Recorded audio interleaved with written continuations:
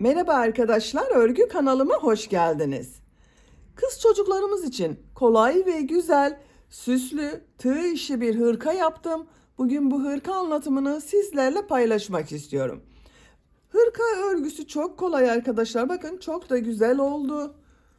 Yaka yaptım, bakın buraya yuvarlak yaka yaptım. Yaka ucuna çiçeklerle süsleme yaptım. Ön bölümlere cep yaptım. Cep yine birer adet çiçek süslemesi yaptım. Çok şık ve güzel oldu. Ben bugün bu hırkayı böyle çiçek süsleme yaparak bir kız bebek için yaptım. Siz aynı model hırkayı bu çiçek süslemesini yapmadan erkek çocuklarınız için de yapabilirsiniz. Hem kız hem erkek çocuklar için uygun bir model. Hırka örgüsüne yakadan zincir yaparak başlıyoruz. Ben bugün bu hırkayı 6-12 ay arası bir bebek için yapıyorum. Bebeğiniz zayıf bir bebekse 1 yaş bebek çok rahat kullanır. Tombul bir bebeğiniz varsa 6 aylık bebeği olur arkadaşlar. Siz bu hırkayı yeni doğan bebek için yapmak istiyorsanız yaka zincir sayısını aynı sayıda başlayabilirsiniz. Burada yaptığım bu arttırma sırasını 2 sıra eksik yaparsanız yeni doğan bebek için olur. Yine zincir sayısını aynı sayıda başlayıp arttırma sırasını 1 sıra eksik yaparsanız 3-6 ay arası bebekleriniz için olur. Zincir sayısını aynı sayıda başlayıp bu arttırma sırasını benim yaptığımdan 1 sıra fazla yaparsanız 1-2 yaş arası çocuklarınız için olur. 2-3 yaş arası çocuk için yapmak istiyorsanız 8-10 zincir fazla başlayabilirsiniz. Ön bölümleri birer trabzan, kol ve arka bölümü ikişer trabzan fazla yaparsanız 2-3 yaş arası çocuklarınız için olur. Ön bölümden düğmeli yaptım. Bakın çiçeklerle süslediğim için buraya da çiçekli bir düğme kullanmayı tercih ettim. Siz tercihinize göre istediğiniz gibi düğme kullanabilirsiniz. Yaka bölümünün buraya 3 düğme iliği yaptım. Karşısına düğmeler diktim. Siz tercihinize göre bunu 4, 5, 6, 7 düğmeli yapabilirsiniz.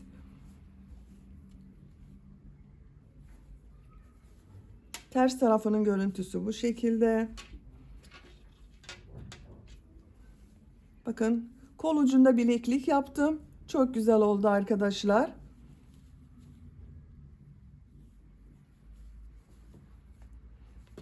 Hırka örgüsünde iplik olarak ben bugün sarı renkli çalıştım. Bu ipliği kullandım arkadaşlar. Kullandığım iplik üzerinde 100 gram iplikte 340 metre var. 1,5 adet iplik kullandım. 1,5 yumak iplik kullandım. Bakın ikinci yumaktan bu iplik kaldı. Siz tercihinize göre bu hırkayı her marka iplik ve renkleri kullanarak yapabilirsiniz. Her renk iplik ile çok güzel oluyor. Beyaz renkli ipliği yaka ve cep bölümünde kullandım. Bakın bu şekilde siz farklı renkli iplikler de kullanabilirsiniz buralarda arkadaşlar.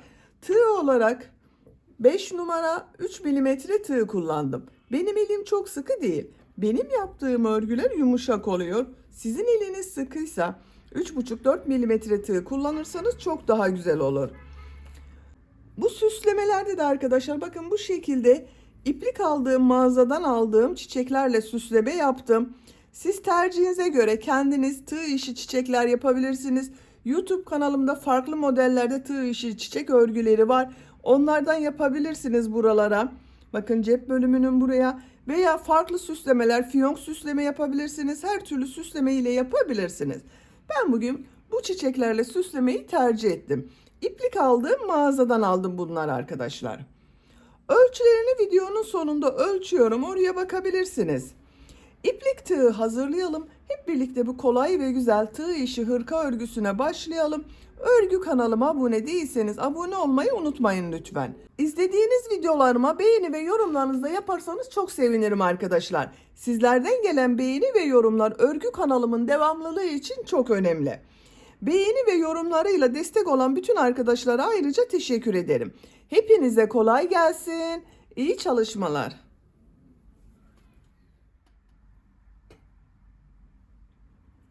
Yakadan zincir yaparak başlıyoruz. İlk ilmeği ben bu şekilde yapıyorum. Size nasıl kolay geliyorsa ilk ilmeği o şekilde yapabilirsiniz. Zincirleri yapmaya başlıyorum. Çok sıkı zincirler yapmıyorum. 71 zincir yapalım. 71 zincir yaptım. Çok sıkı zincirler yapmadım.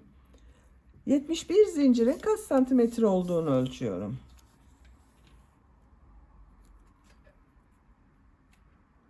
30 santimetre zincir uzunluğu var. Elimin sıklığına göre 30 santimetre için ben 71 zincir yaptım arkadaşlar. Sizin eliniz sıkıysa daha fazla zincir yapmanız gerekebilir.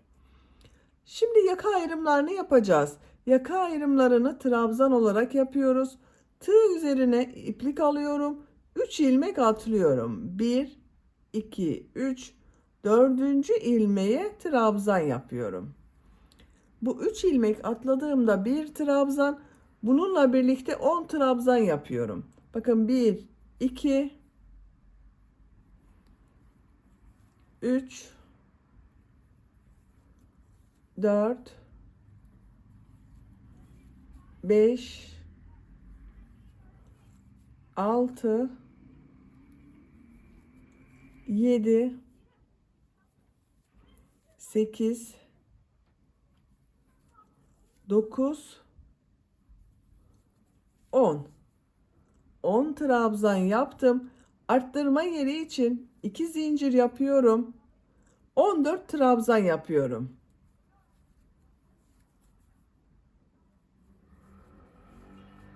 ...14 trabzanı yapalım. Kol bölümü için 14 trabzan yaptım. Arttırma yeri için 2 zincir yapıyorum. 20 trabzan yapıyorum.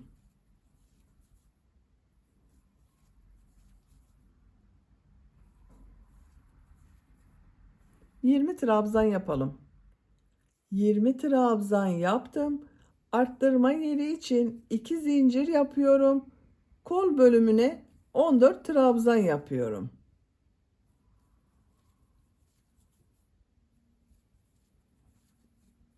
Bakın bu kol bölümünde 14 trabzan yaptım. Buraya da 14 trabzan yapıyoruz.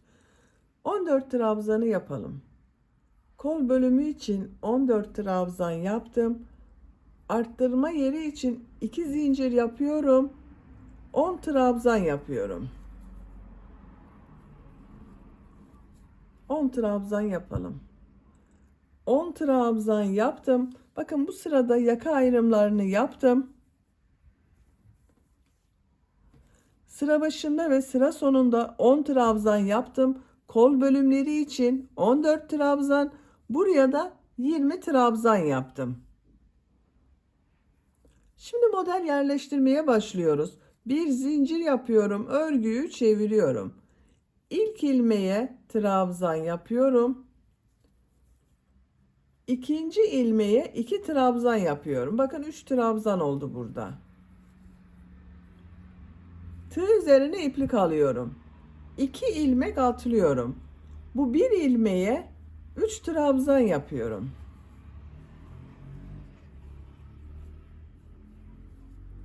Aynı ilmek içine bakın 3 trabzan yaptım. Tığ üzerine iplik alıyorum. 2 ilmek atlıyorum. Aynı ilmeğe 3 trabzan yapıyorum.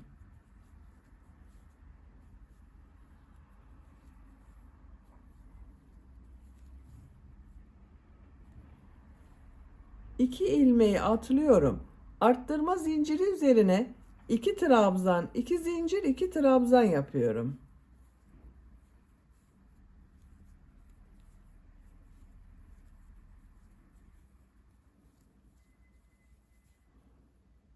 İki trabzan, 2 zincir, 2 trabzan.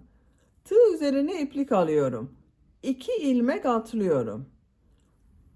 3 trabzan yapıyorum.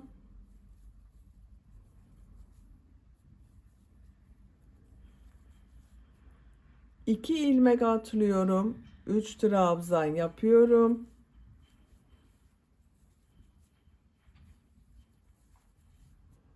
2 ilmek atlıyorum. 3 trabzan yapıyorum.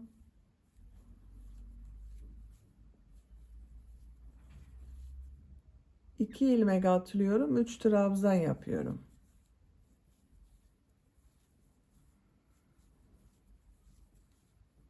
İki ilmeği atlıyorum. Arttırma zinciri üzerine 2 trabzan, 2 zincir, 2 trabzan yapıyorum.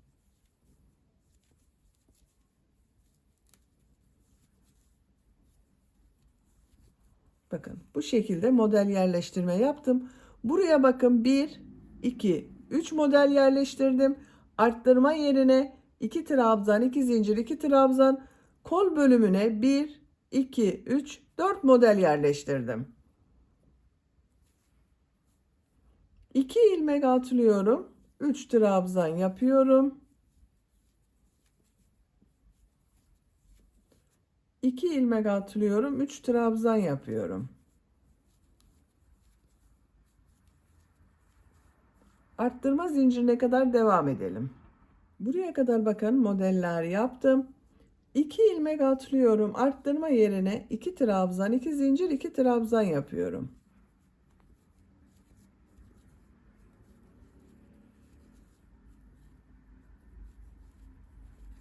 Buraya da arkadaşlar bakın modelleri sayıyorum. Arttırma yerleri arasında bulunan modelleri 1, 2, 3, 4, 5, 6 model oldu. 2 ilmek atlıyorum. 3 trabzan yapıyorum. 2 ilmek atlıyorum. 3 trabzan yapıyorum.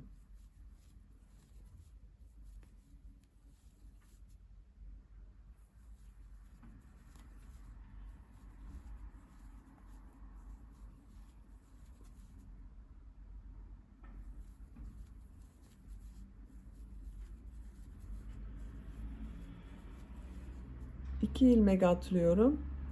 2 trabzan, 2 zincir, 2 trabzan yapıyorum.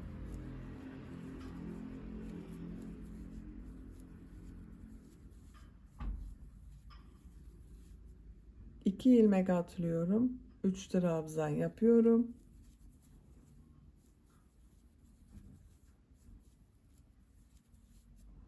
İki ilmek atlıyorum. 3 trabzan yapıyorum.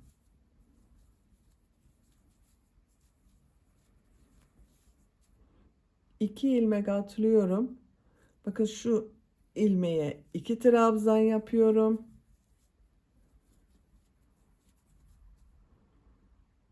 Son ilmeğe 1 trabzan yapıyorum. Bakın buraya da 1, 2, 3 model yaptım arkadaşlar.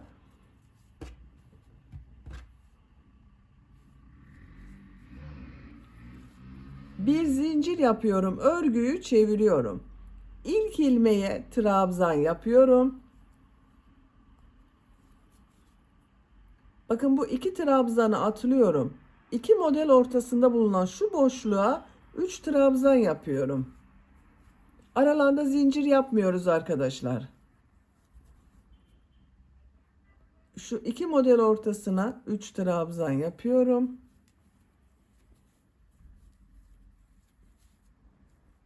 Üç trabzan yapıyorum.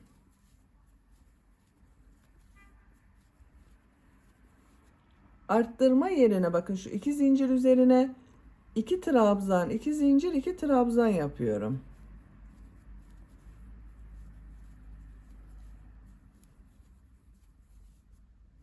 Üç trabzan yapıyorum.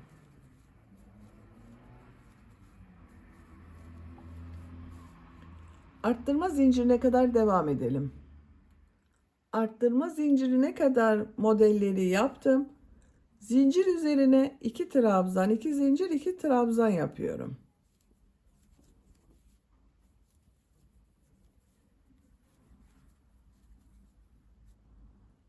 Bakın 2 ilmek atlıyorum. Buraya 3 trabzan yapıyorum.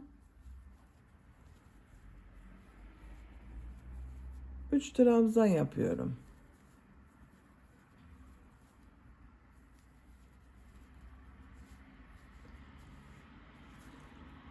Bu arttırma yerine 2 trabzan, 2 zincir, 2 trabzan yapalım. Buraya da aynı şekilde 2 trabzan, 2 zincir, 2 trabzan yapalım.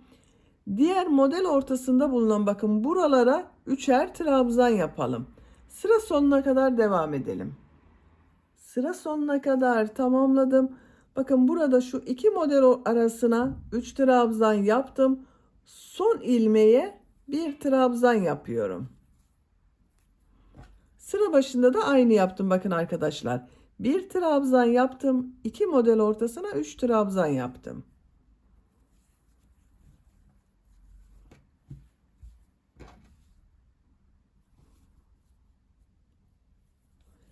Bir zincir yapıyorum. Örgüyü çeviriyorum. İlk ilmek üzerine bir trabzan yapıyorum.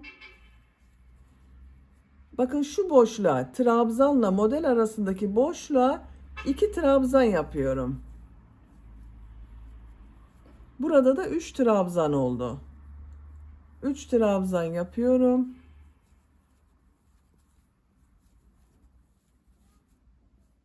3 trabzan yapıyorum.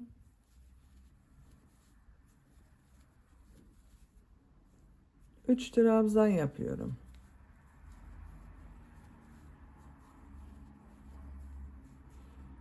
Bakın arttırma zinciri üzerine 2 trabzan, 2 zincir, 2 trabzan yapıyorum.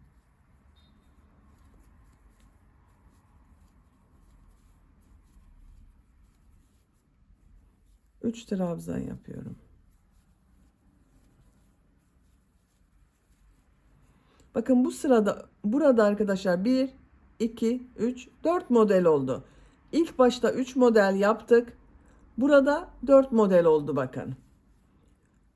Bu model ortasında bulunan bakın şuralara 3'er trabzan yapalım. Arttırma yerlerinde 2 trabzan, 2 zincir, 2 trabzan yapalım. Sıra sonuna kadar devam edelim.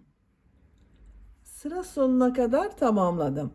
Sıra sonunda bakın arkadaşlar şu model ile bir trabzan arasında boşluk var. Buraya 2 trabzan yapıyorum.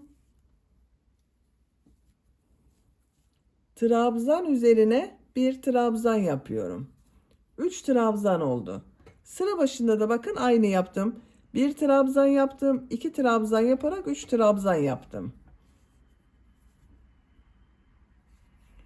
Bir zincir yapıyorum. Örgüyü çeviriyorum. İlk ilmeğe trabzan yapıyorum. Tığ üzerine iplik alıyorum. 2 ilmeği atlıyorum. Bakın şu iki model ortasında bulunan bu boşluğa 3 trabzan yapıyorum.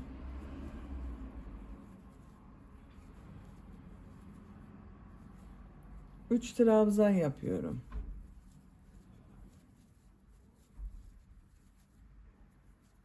Bakın bir sonraki sırada buraya 2 trabzan yapacağız. Trabzan üzerine trabzan yapacağız. Bu arttırma yerlerinde arkadaşlar bakın 1, 2, 3, 4 yerde arttırma yapıyoruz. Arttırma yerlerinde 2 trabzan, 2 zincir, 2 trabzan yapalım. Model arasında bulunan bakın şu boşluklara 3'er trabzan yapalım. Yaka örgüsünü yapacak olduğunuz çocuğun büyüklüğüne göre bu model sırasını tekrarlayarak devam edelim. Roba örgüsünü yapacağım ölçüye göre tamamladım. 1, 2, 3, 4, 5, 6, 7, 8, 9, 10 sıra yaptım. Santimetre olarak ölçüyorum. 8 santimetre yükseklik yaptım. Benim yapacağım ölçü için bu yükseklik yeterli. Siz biraz büyük olmasını istiyorsanız 1-2 sıra arttırmalara devam edebilirsiniz. Bakın bu 1, 2, 3, 4 yerde 2 trabzan, 2 zincir, 2 trabzan şeklinde arttırmaları yaptım ben. Bu sırada kol bölümünü gövde bölümünden ayırıyoruz. Bir zincir yapıyorum, örgüyü çeviriyorum. İlk ilmeğe trabzan yapıyorum.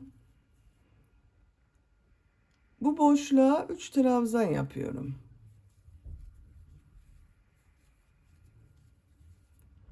3 trabzan yapıyorum.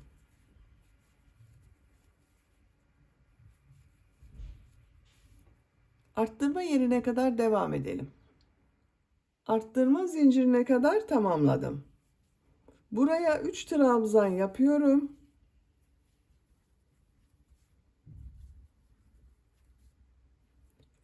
Bir zincir yapıyorum.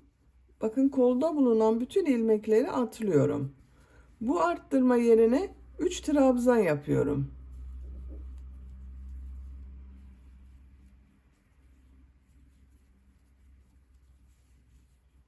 Bir zincir ile bakın ön ve arka bölümü birleştirdik. 3 trabzan yapıyorum. Buraya kadar devam edelim. Arttırma yerine kadar tamamladım. Buraya 3 trabzan yapıyorum.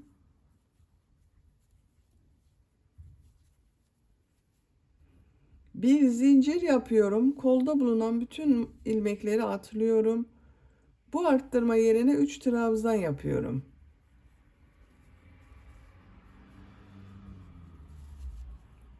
Üç trabzan yapıyorum.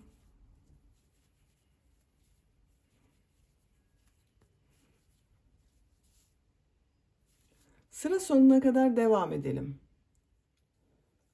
Sıra sonuna kadar tamamladım. Son ilmeğe trabzan yapıyorum. Bu sırada kol bölümünü gövde bölümünden ayırdık. Bakın, kol bölümünün görüntüsü bu şekilde. Bir zincir ile ön ve arka bölümü birleştirdik.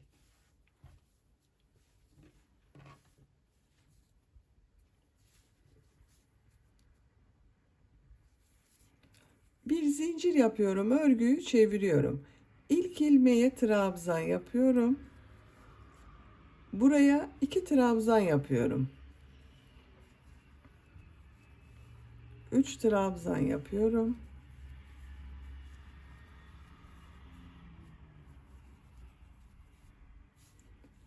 Bu kol altında yaptığımız zincire kadar devam edelim. Buraya kadar tamamladım. Kol altında bakın, buraya yaptığım bu son modelin şu ilmeğe 3 trabzan yapıyorum.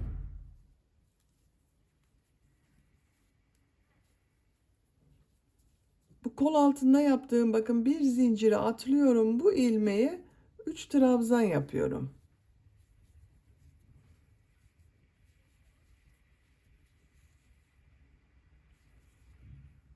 Üç trabzan yapıyorum.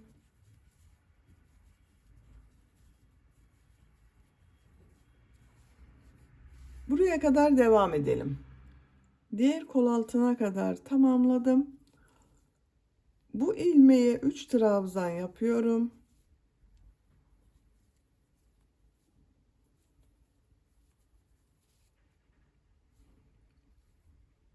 Bu ilmeğe de 3 trabzan yapıyorum.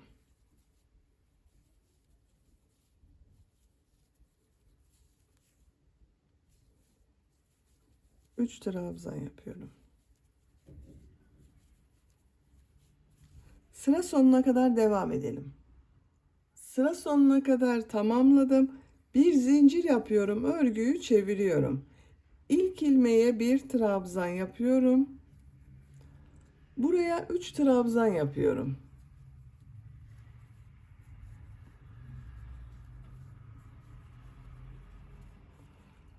Üç trabzan yapıyorum.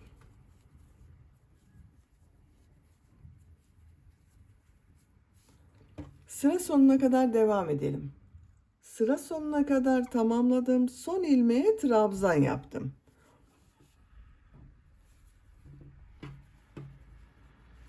Bakın bu şekilde arkadaşlar görüntüsü.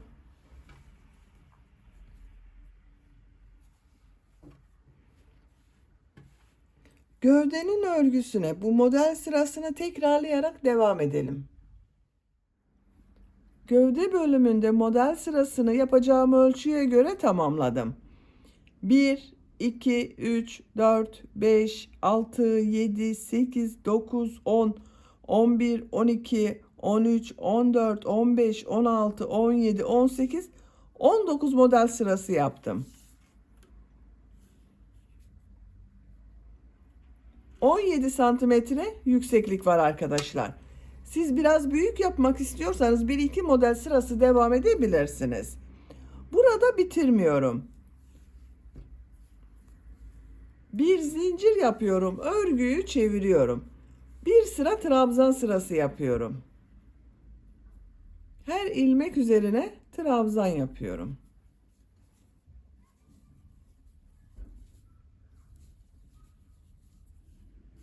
Sıra sonuna kadar devam edelim. Sıra sonuna kadar trabzan yaptım. Bir zincir yapıyorum, örgüyü çeviriyorum. Bu sırada bu yaptığım trabzanları bir düz bir ters boşluktan alıp trabzan yapıyorum. İlk ilmek üzerine trabzan yapıyorum. Bu ilk trabzan düz taraftan boşluktan alıp trabzan yapıyorum. Ters taraftan bakın şu şekilde tığı boşluğa takıyorum. Trabzan yapıyorum. Üzerine yapmıyorum. Bakın bu şekilde yapmıyorum.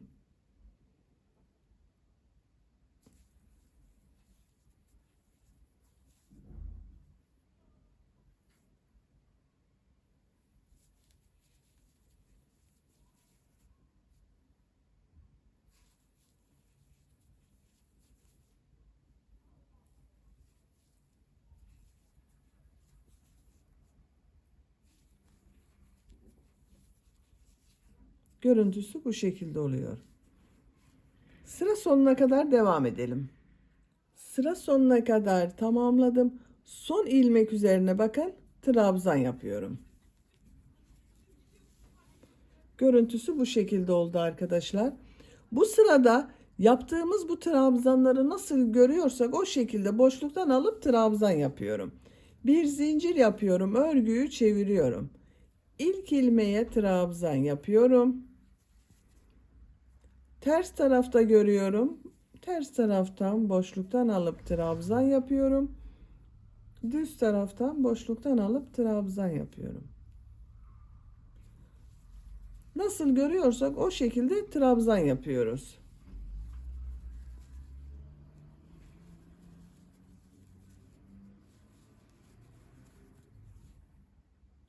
Sıra sonuna kadar devam edelim. Sıra sonuna kadar tamamladım. Son trabzan üzerine trabzan yapıyorum. Bakın görüntüsü bu şekilde oldu. Ben burada bitiriyorum arkadaşlar. Siz tercihinize göre bir sıra daha bir düz bir ters örgü yapabilirsiniz. Bakın bir sıra trabzan sırası yaptım. 2 sıra bir düz bir ters trabzan yaptım. Görüntüsü bu şekilde oldu. Şimdi ön patları yapalım. Eğer sizin iplik burada bittiyse arkadaşlar ipliği kesip buradan başlayabilirsiniz. Bu gövde sırasını eksik veya fazla yaptıysanız burada bitmiş olabilir veya bir sıra daha devam edebilirsiniz buraya gelmek için. Ön patta bir sıra sık iğne yapıyorum. Şu ilk ilmeğe bakın şu ilk ilmeğe bir sık iğne yapıyorum. Bakın trabzan sırasına sık iğne yaptım. Sık iğne yapıyorum. Sık iğne sırası yapıyoruz. Bakın düzgün olacak şekilde sık iğne yapıyoruz. Yaka başlangıcına kadar devam edelim. Sıra sonuna kadar sık iğne yaparak tamamladım. Bir sıra daha sık iğne yapacağız. Sık iğneyi yaparken yaka bölümünün buraya ben 3 düğme iliği yapmak istiyorum. Siz tercihinize göre tamamını düğmeli yapabilirsiniz. İlk önce düğme iliklerinin yerine işaret yapalım. İlk düğme iliğini bakın bu yaka başlangıcına şu model sırasını sayıyorum bakın. 2, 4, 6. model sırası diğer düğme iliği 2, 4, 6. model sırası diğer düğme iliği arkadaşlar.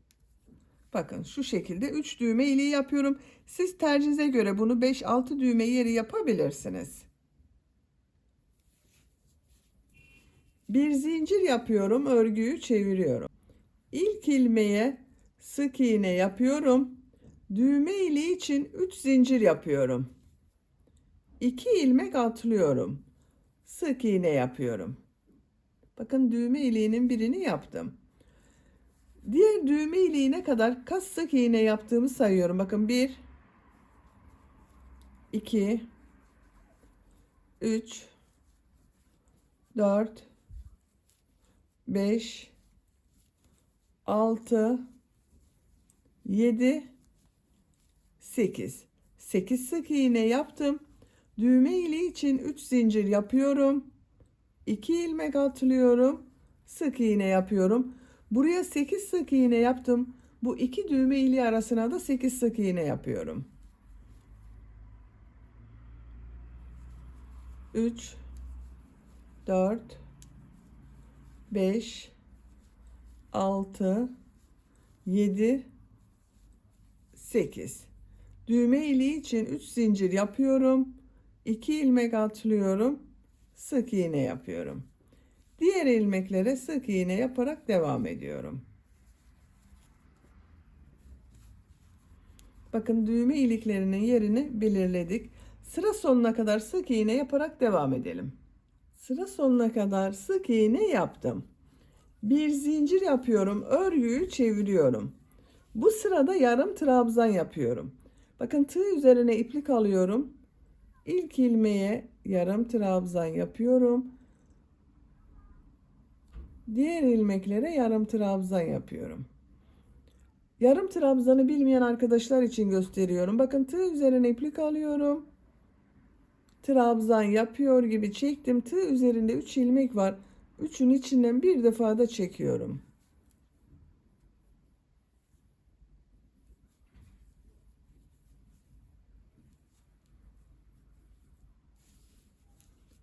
Bu düğme iliğine kadar devam edelim.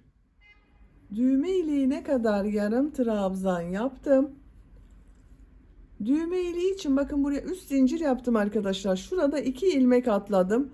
2 ilmek atladığım için buraya 2 yarım trabzan yapıyorum. 8 yarım trabzan yapıyorum.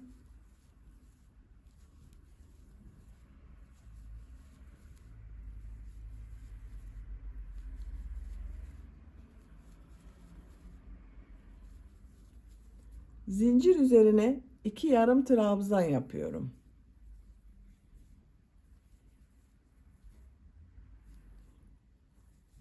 Yarım trabzan yapıyorum.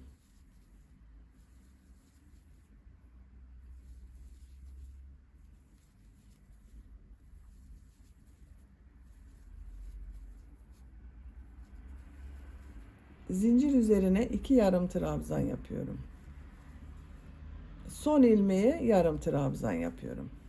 Bakın düğme ilikleri daha belirgin oldu.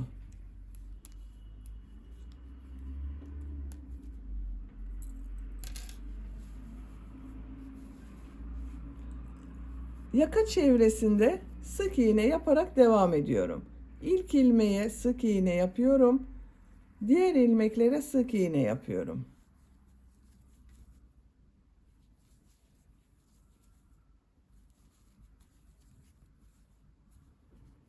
Buraya kadar devam edelim. Diğer uca kadar bakın yaka çevresinde sık iğne yaptım. Son ilmeği yapmadım arkadaşlar. Bu ipliği burada bekletiyorum. Bu ön patta da burada yaptığımız gibi 2 sıra sık iğne, 1 sıra yarım trabzan yapacağız. Bu beklettiğim iplik ile son sırada yarım trabzanı yapmak istiyorum arkadaşlar. Bakın burada yaptığım yuvarlak görüntüyü orada elde etmek için düzgün görünsün diye en son sırayı bu iplik ile devam ediyorum.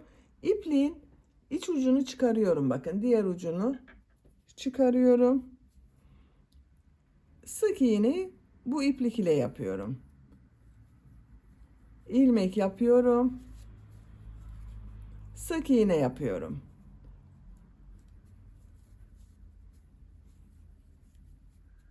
Sık iğne sırası yaparak sıra sonuna kadar devam edelim. Sıra sonuna kadar sık iğne yaptım. Bir zincir yapıyorum, örgüyü çeviriyorum. Sık iğne sırası yapıyorum.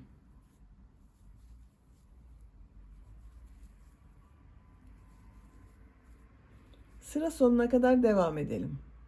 Sıra sonuna kadar sık iğne yaptım. Bu ipliği kesiyorum.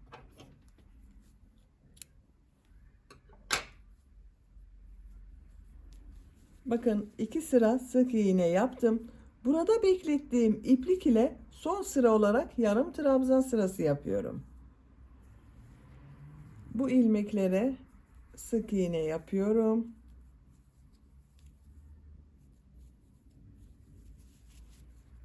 Yarım trabzan yapıyorum bakın.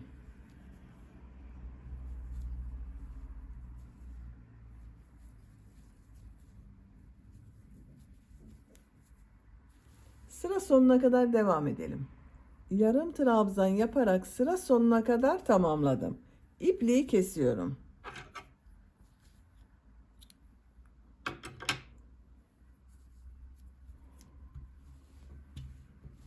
Bakın arkadaşlar bu şekilde oldu. Buraya düğmelerini dikerek kullanabiliriz. Şimdi kol örgüsüne başlayalım. Kol altında şu ilmeğe ipliği bağlıyorum.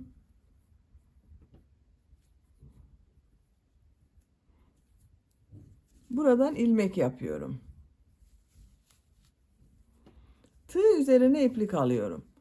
Kol için bakın şu arttırma yerine 3 trabzan yapıyorum.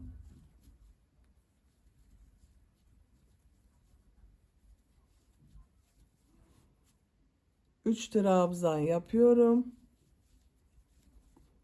Modelleri yapıyoruz. Sıra sonuna kadar devam edelim. Sıra sonuna kadar tamamladım. Bu arttırma yerine de 3 trabzan yapıyorum.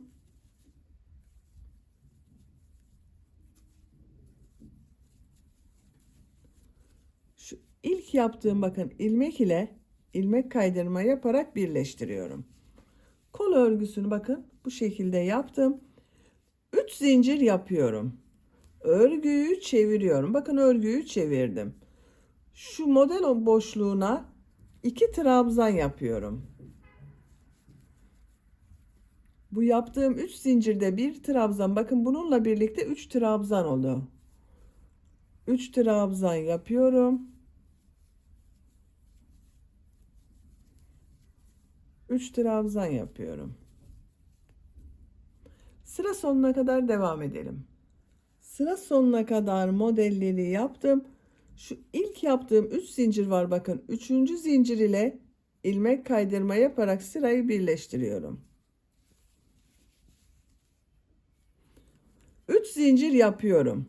Örgüyü çeviriyorum. Bakın şu iki model arasındaki boşluğa 2 trabzan yapıyorum. 3 trabzan yapıyorum. 3 trabzan yapıyorum.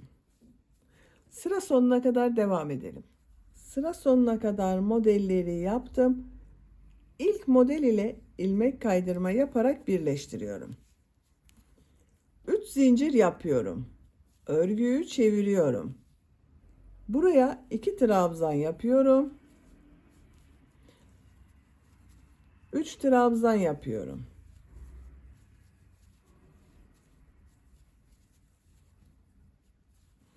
Sıra sonunda arkadaşlar her sırada örgüyü çevirerek örüyoruz.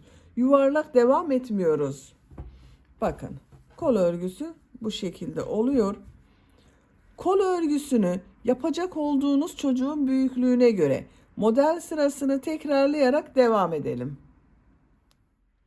Kol örgüsünü 19 model sırası yaptım.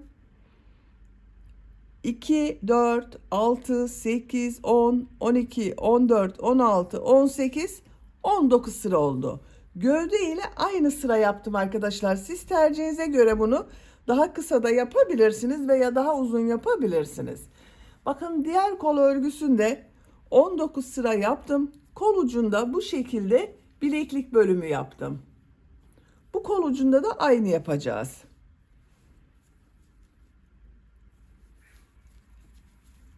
İlmek kaydırma yaparak bakın sırayı birleştirdim.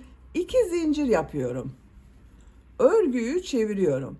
İlk önce bir düz bir ters trabzan yapmadan önce bir sıra trabzan sırası yapıyorum.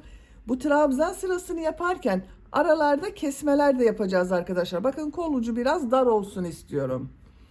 Siz hiç kesme yapmadan düz trabzan yapabilirsiniz. İlk ilmeğe trabzan yapıyorum. Bakın şu ilmeğe 1, 2 ilmek var. Tığı şu şekilde takıyorum. Bakın 2 ilmeğe birlikte takıyorum. Buraya bir trabzan yapıyorum. Bir kesme yapmış oldum arkadaşlar. 3 trabzan yapıyorum.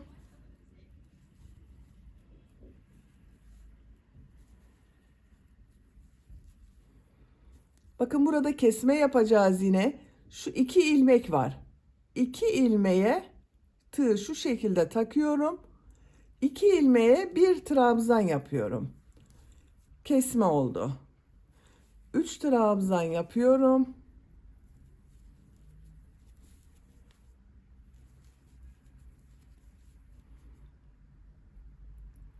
2 ilmeği birlikte alıyorum. Tek trabzan yapıyorum. Bakın şu şekilde 3 trabzan yapıyoruz. 4 ve 5. ilmekleri birlikte yaparak tek trabzan yapıyoruz. Sıra sonuna kadar devam edelim. Sıra sonuna kadar tamamladım. İlk ilmek ile ilmek kaydırma yaparak birleştiriyorum. Bakın bir sıra trabzan sırası yaptım. Aralarda kesmeler yaptım. 2 zincir yapıyorum. Bu sırada yaptığım bu trabzanları bir düz bir ters boşluktan alıp trabzan yapıyorum. İlk trabzan düz taraftan bakın boşluktan alıp trabzan yapıyorum. Ters taraftan trabzan yapıyorum.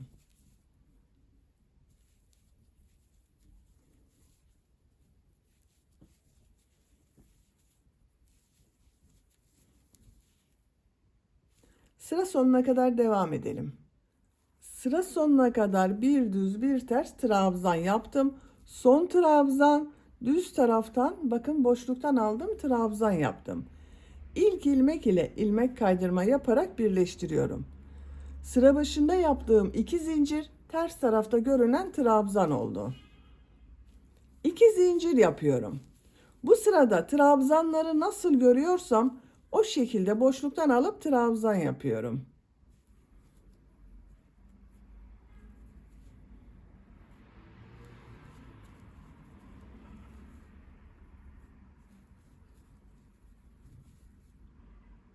Sıra sonuna kadar devam edelim. Sıra sonuna kadar tamamladım.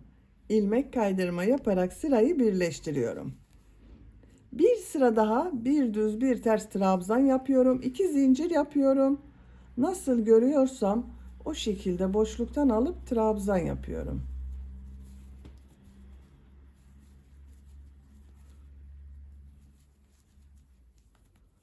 Sıra sonuna kadar devam edelim. Sıra sonuna kadar tamamladım. İlmek kaydırma yaparak sırayı birleştiriyorum. İpliği kesiyorum.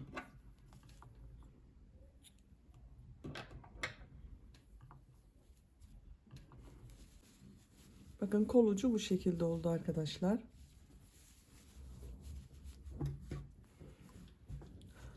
Şimdi yakasını yapalım. Yaka bölümünün buraya beyaz renkli iplik ile bir yaka çalışması yapıyorum ben. Siz tercihinize göre kendi rengi ipliği ile yapabilirsiniz veya farklı renkli iplikler kullanabilirsiniz. Ben beyaz renkli iplik ile yapmayı tercih ediyorum. Bu ön pattan başlıyorum. Bakın düğme iliği yaptığım taraf değil, diğer taraftan başlıyorum. Şu ön patları bitirdiğimiz şu ilmeğe ipliği bağlıyorum.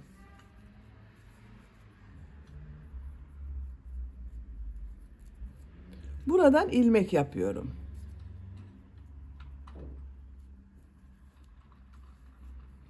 Bir zincir yaptım, sağlamlaştırdım. Trabzanlar yapacağız arkadaşlar. Bakın trabzanları şu ilmeklere yapıyoruz.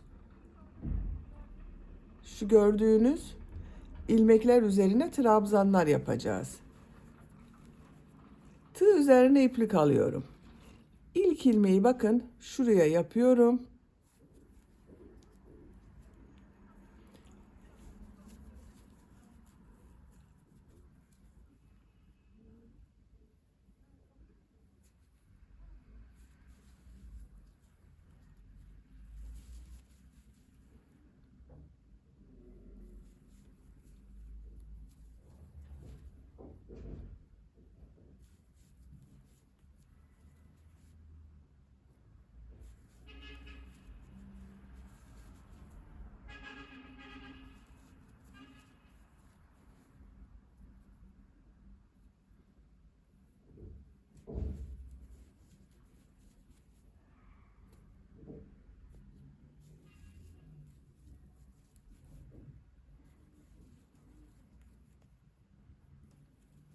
Bakın buraya kadar şu arttırma yaptığımız yer vardı. Ön ve kol bölümü ayırma yaptığımız yerde. Burada bakın şu ilmeğe de bir trabzan yapıyorum. Bunu fazladan yapıyorum. Sonra yine ilmekler üzerine trabzan yapıyorum. Bakın görüntüsü bu şekilde oluyor. Diğer ön pat yaptığımız bakın şuraya kadar devam edelim. Buraya kadar trabzan yaptım. Burada bakın son trabzanı bu ön pat yaptığım şu ilmeğe yaptım.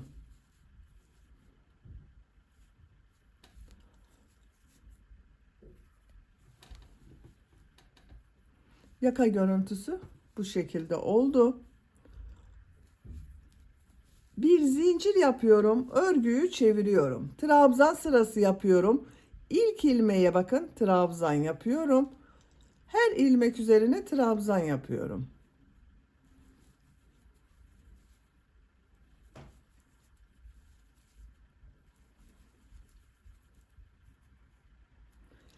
Trabzan sırası yaparak sıra sonuna kadar devam edelim. Sıra sonuna kadar trabzan yaptım. Bir zincir yapıyorum. Örgüyü çeviriyorum. Üçüncü sıradayım. İlk ilmeğe trabzan yapıyorum. Diğer ilmeklere trabzan yaparak devam ediyorum. Trabzan sırası yaparak sıra sonuna kadar devam edelim. Sıra sonuna kadar trabzan yaptım. Bir zincir yapıyorum. Örgüyü çeviriyorum. Dördüncü ve son sıradayım. Tığ üzerine iplik alıyorum. Şu ilk ilmeği atlıyorum. Bakın buna yapmıyorum trabzanı. İkinci ilmeğe trabzan yapıyorum. Diğer ilmeklere trabzan yaparak devam ediyorum.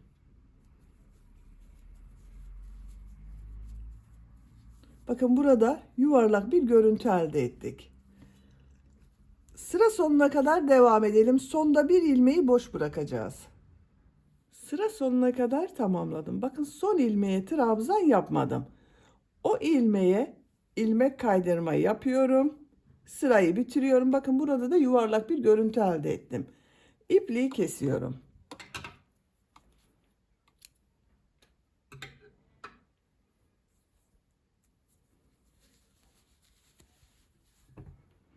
Bakın arkadaşlar, yaka örgüsünü trabzanlar şeklinde yaptım. Bakın şuralar yuvarlak göründü, uç bölümler. Şimdi bu yaka çevresinde bir sırada sık iğne yapıyorum. Şuradan başlıyorum. Yakanın daha düzgün görünmesi için sık iğne yapıyoruz. İlmek yapıyorum, sık iğneler yapıyorum.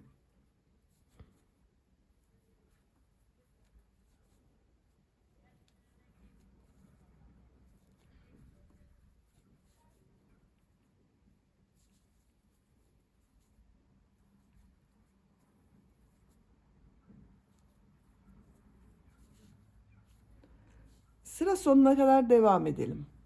Sıra sonuna kadar sık iğne yaptım. Son ilmeği şu ilmek ile ilmek kaydırma yapıyorum. İpliği kesiyorum.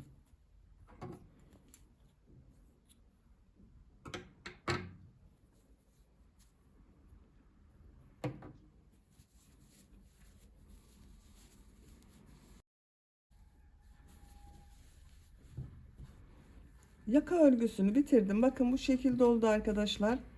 Yaka çok güzel oldu. Yuvarlak yaka yaptım. Şimdi buna bir de cep yapmak istiyorum ben. Bakın bir buraya bir buraya cep yapmak istiyorum. Şu şekilde bakın arkadaşlar. İlk önce bu cep örgüsünü yapalım. Beyaz renkli iplik ile yapıyorum. Siz tercihinize göre her renkli ipliği kullanabilirsiniz.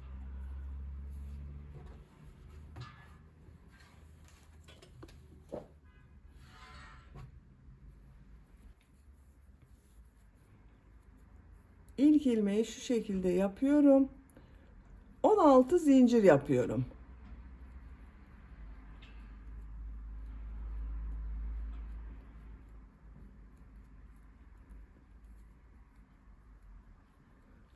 On 16 zincir yaptım. Siz daha büyük cep yapmak istiyorsanız bunu 17, 18, 19 zincir yapabilirsiniz. Tığ üzerine iplik alıyorum. 2 ilmek atlıyorum. Üçüncü ilmeğe trabzan yapıyorum. Bakın bu bir ilmeğe 2 trabzan gibi oldu arkadaşlar. 1, 2. 3, 4, 5,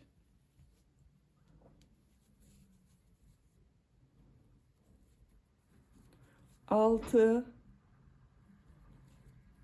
7, 8, 9, 10,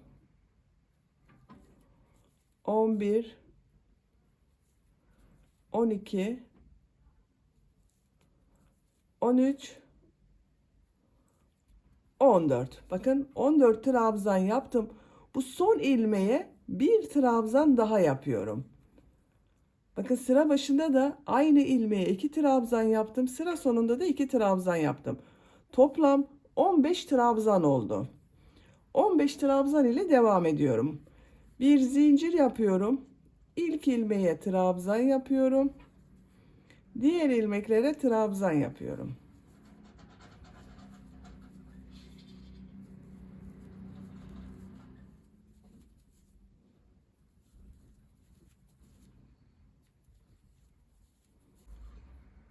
Burada 2 ilmek atlayarak yaptığım bir trabzan var. İkinci ilmeğe tığ takıyorum. Trabzan yapıyorum. Bir sıra üzerinde 15 trabzan var. Bir zincir yapıyorum. Örgüyü çeviriyorum. Trabzan sırası yapıyorum.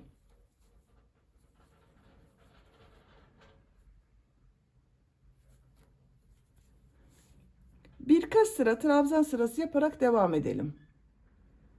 15 trabzan ile 6 sıra yaptım. 1, 2, 3, 4, 5, 6. 2 zincir yapıyorum. Bu sırada bu trabzanları bir düz bir ters boşluktan alıp trabzan yapıyorum. Bakın şu şekilde tığ trabzan boşluğuna takıyorum. Trabzan yapıyorum. Ters taraftan trabzan yapıyorum. Düz taraftan trabzan yapıyorum.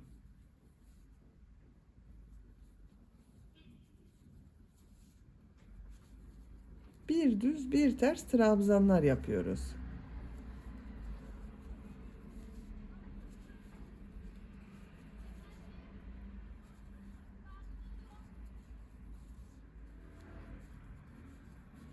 Bakın son trabzan üzerine trabzan yapıyorum.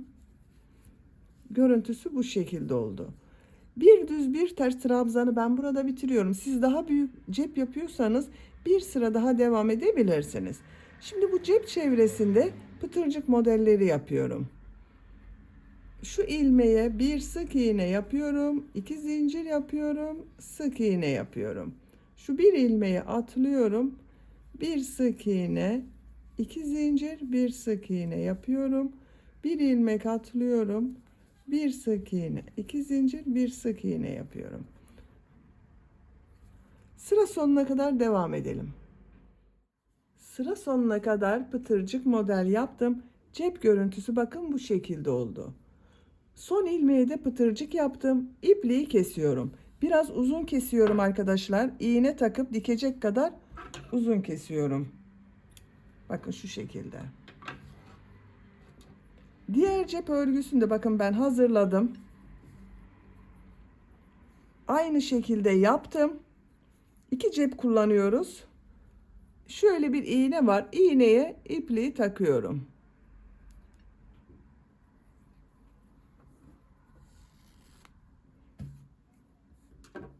Sayıları aynı oldu arkadaşlar. Şimdi bu hazırladığımız cep örgüsünü hırkaya dikeceğiz. Bakın şu şekilde yerleştiriyorum. Siz nerede olmasını istiyorsanız oraya dikebilirsiniz. Siz bu cep örgülerine iğne takabilirsiniz. Benim elim alışık olduğu için iğne takmadan dikiyorum. Bakın şu şekilde tutuyorum.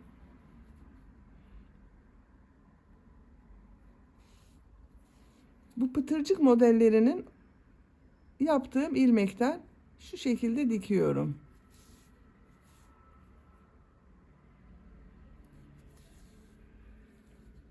Sıra sonuna kadar dikelim. Cep dikişini sıra sonuna kadar tamamladım.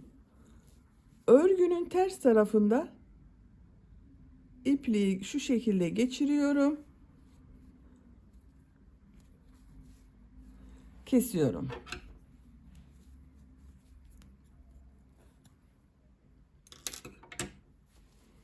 Bakın arkadaşlar, cep bu şekilde oldu. Çok güzel oldu. Diğer cebi de aynı şekilde diktim. Bakın bu şekilde de bir süsleme yaptım. Bu süslemeyi yaka örgüsünde de yaptım arkadaşlar. Bakın yaka bölümünün bu uç bölümüne, yuvarlak görünen bölüme 3 tane çiçek yaptım. Bakın şu şekilde kurdaleden yapılmış çiçekler kullandım ben. Bunu iplik aldığım mağazadan aldım arkadaşlar. Siz kendiniz de yapabilirsiniz veya farklı el işi, tığ işi yaptığınız çiçeklerle de süsleme yapabilirsiniz. Ben bu şekilde hazır aldığım çiçekleri kullandım. Kurdaleden yapılmış çiçekler. Bakın iki yaka ucuna da üçünü birlikte 3 renk yaptım ben. Siz tercihinize göre dediğim gibi süslemeyi her türlü yapabilirsiniz. Cebe de bir tane çiçek diktim arkadaşlar. Bakın bu şekilde. Bu cep örgüsünü birlikte dikelim. Bakın yine iğneye iplik taktım. Daha küçük bir iğne kullanıyorum. Şu şekilde cebin ortasına yerleştiriyorum.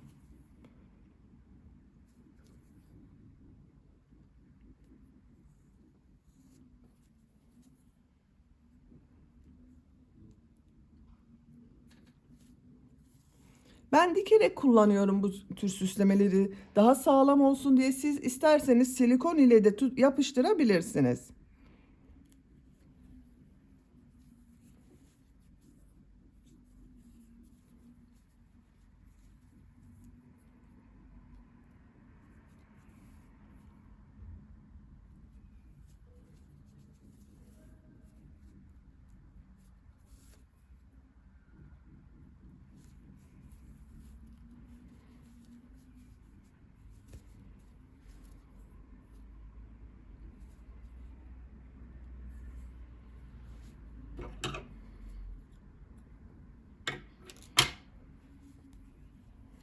Bakın diktim, bu şekilde oldu. Güzel oldu arkadaşlar.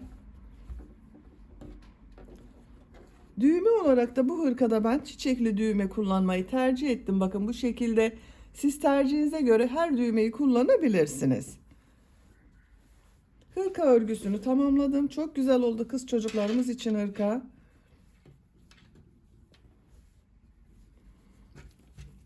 Kol bölümünde birleştirme yaptığımız yerin görüntüsü de bakın bu şekilde arkadaşlar. Hiç belli olmuyor. Düğmesini takıyorum.